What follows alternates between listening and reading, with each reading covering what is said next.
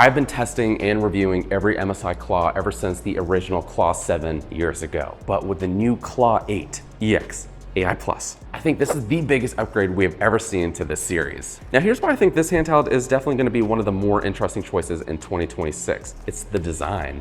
It's basically copying the ROG Xbox Ally, which introduced deeper and rounder grips on the back, giving you that more full-size Xbox-like controller with a screen wedge between it.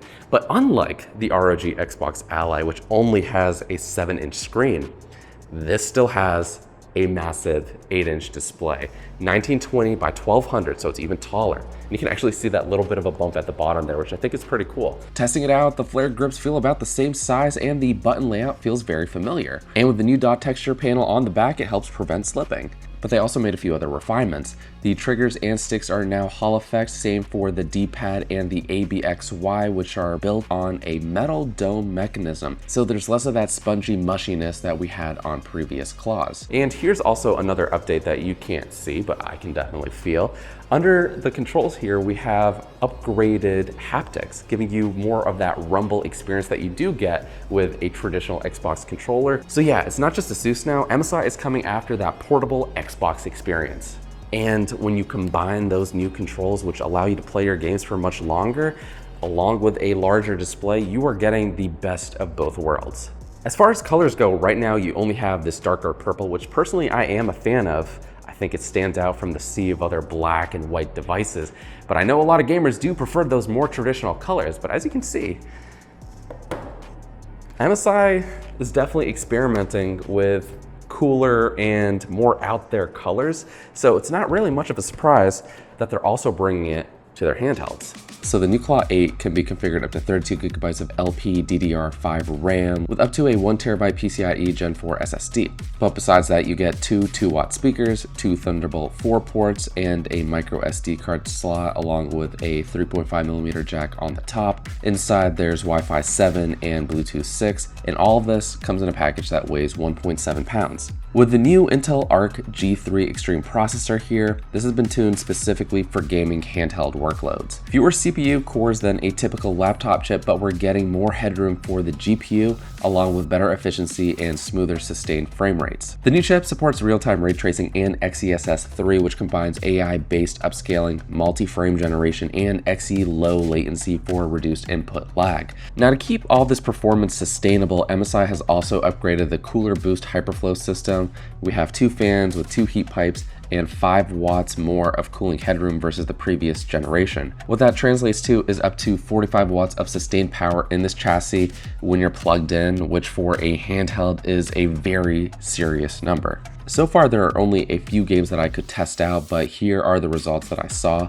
Hogwarts Legacy at 1200p medium with ray tracing, XeSS 3 set to balance, with multi-gen set to 4 times, we were getting 160 frames per second. On a handheld, that's pretty impressive. Battlefield 6 at 1080p high, XeSS 3 performance, no frame gen, about 65 frames per second. And then F125 at 1200p high with ray tracing, XeSS 3 set to auto, multi-frame gen set to 4 times, we were getting about 180 frames per second. And with all these tests that we're showing you here, the important thing is that you want to have a solid base frame rate. With single player games like Hogwarts Legacy, 30 frames per second is a good base, but with faster paced games like Battlefield 6, like we're now showing, you're going to want to get at least 60 frames per second. And of course, the other thing that you can do is pair this with a wireless controller and use this as your docked console with a large screen setup like this. So this is running 4K high settings, no ray tracing, with XeSS running on performance, and you're getting around 85 to 90 frames per second. So yeah, obviously not to the level of like an Xbox Series X, but for something this portable, this small, they can basically take anywhere, that's still pretty impressive. But you know what your Xbox can't do? Productivity. You can use this as a mini PC, and right now we've got it running and connected with 2 external monitors. You know, you could have your Photoshop over here on the left, you could run your Steam games on the other monitor, and thanks to the added processing power and the 32 gigabytes of RAM, you can actually get a lot of multitasking done with this small little PC. Now, here's what's interesting. Besides the MSI Claw 8EX that I saw, the other first devices confirmed to ship with the new Arc G series chips also include the Acer Predator Atlas 8 and the One X Player 3. More models are anticipated to be announced later this year, but for now, of these three that I've tested, I think the Claw 8EX has the best balance of screen size and ergonomics, and it's probably going to be the handheld most people gravitate towards. But you know what else is also important besides your actual gaming performance? Battery life. Obviously, you want to take this and play this on the go for as long as possible. Inside, we still have the 80 watt-hour battery, but because this chip is more efficient now, we could see this squeeze out a couple extra hours depending on the game and settings you're playing on.